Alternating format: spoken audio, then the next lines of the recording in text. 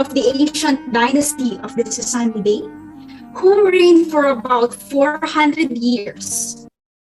From Persia to the borders of China, Biyar was a king who was said to be the best monarch of his time.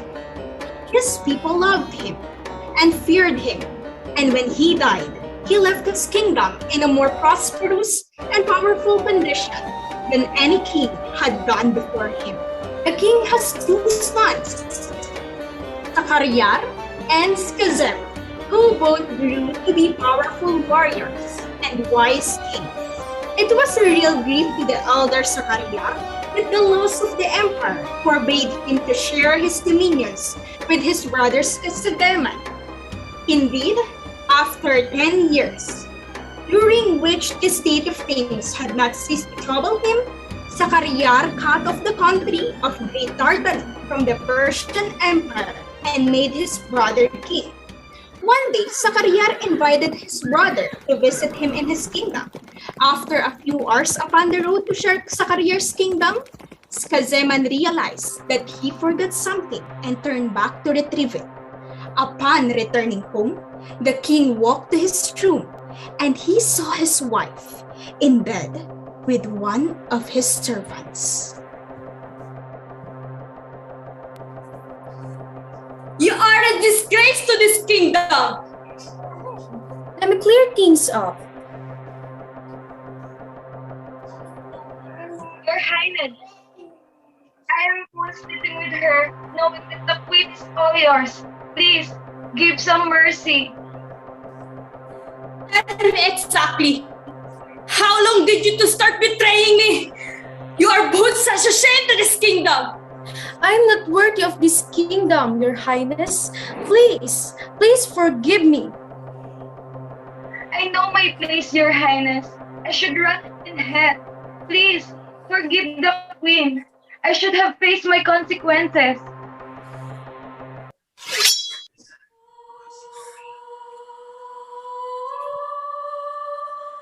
After he killed his wife and his servant, he continued his journey to his brother's kingdom.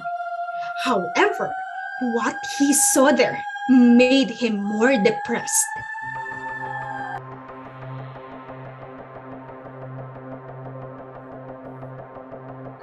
Doing here? You came home anytime soon. Is it bad that I just want to see you, my love?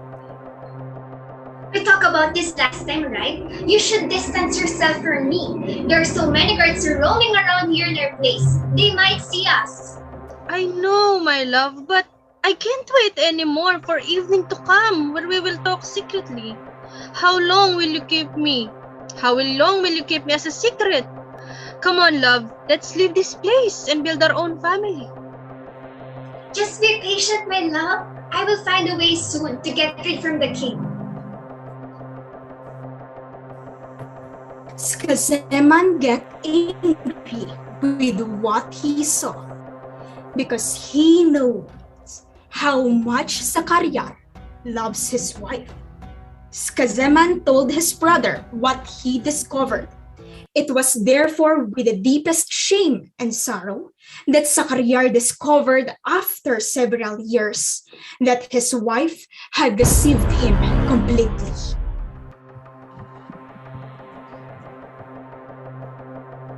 My beloved wife, is it true that you cheated on me? My Sultan, please forgive me. It wasn't my intention to hurt you, but... But what? My Sultan, please forgive me. Just answer me! Is it true? Yes, it's true.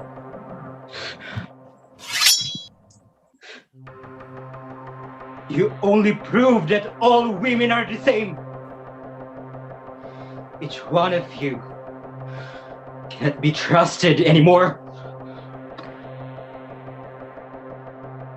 Because of his wife's betrayal and the transgressions of his brother's wife, Sakaryar proclaimed that no woman should never be trusted. Over the next year, Sakaryar consecutively married a succession of virgins executed them the following morning before they could have the chance to escape. This behavior caused the greatest horror in the town, where nothing was heard but cries and lamentations. The Grand Vizier, whose duty is to watch his lord and provide these virgin brides for the Sultan, is in great trouble, for he could find no more virgins for the king to marry.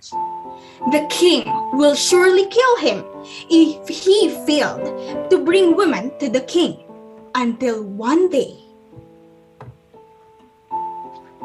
Father, I have a favor to ask you. Will you grant it to me? I can refuse you nothing. That is just and reasonable. Then listen. I am determined to stop this barbarous act of the Sultan and to deliver the girls and mothers from the awful fate that hangs over them. It would be an excellent thing to do. But how do you propose to accomplish it? My father, it is you who have to provide the Sultan daily with a fresh wife. And I implore you by all the affection you bear me to allow the honor to fall upon me. Have you lost your senses? What has put such a thing into your head? You ought to know by this time what it means to be the Sultan's bride. Yes, my father, I know it well, and I am not afraid to think of it. If I fail, my death will be a glorious one. If I succeed, I have done a great service to my country. It is of no use. I shall never consent. If the Sultan was to order me to plunge a dagger in your heart, I would have to obey. What a task for a father. If you do not fear death, fear at any rate the anguish you would cause me. Once again, my father, will you grant what I ask? Why are you still so obstinate? Why are you so resolved upon your own ruin? But the maiden absolutely refused to attend to her father's words. And at length, in despair, the Grand Vizier was obliged to give way and went sadly to the palace to tell the Sultan that the following evening he would bring him Scheherazade. How have you made up your mind to sacrifice your own daughter to me? Tsar, it is her own wish. Even the sad fate that awaits her could not hold her back. Let there be no mistake. Remember, you have to take her life yourself. If you refuse, I swear your head shall pay for fate. Tsar, whatever the cost, I will obey you. Though a father, I am also your subject. So the Sultan told the Grand Vizier, he might bring his daughter as soon as he liked.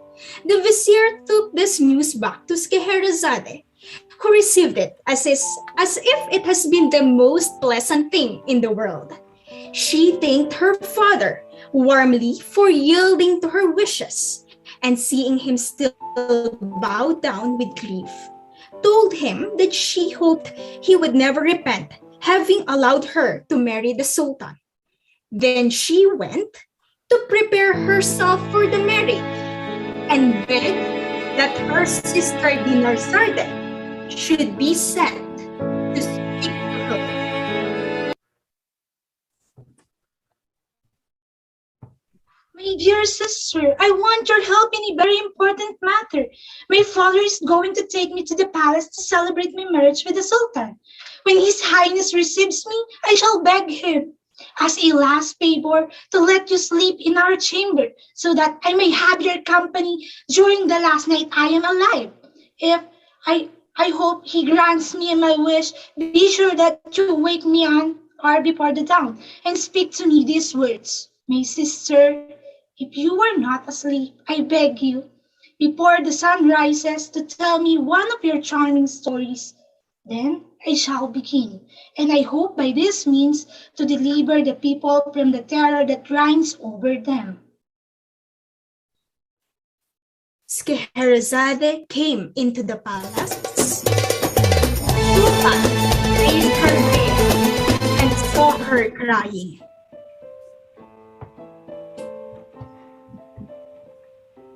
Why are you crying? Sire, I have a sister who loves me as tenderly as I love her. Grant me of allowing her to sleep in this room, as it is the last time that we shall be together.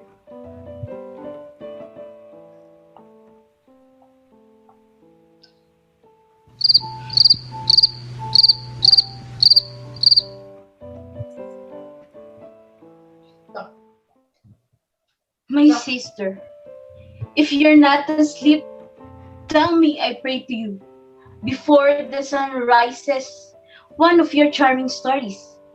It is the last time that I shall have the pleasure of hearing from you. Will your highness permit to do my sister's task? Willingly. Then let me tell you my first story, which is the story of the merchant and the genius.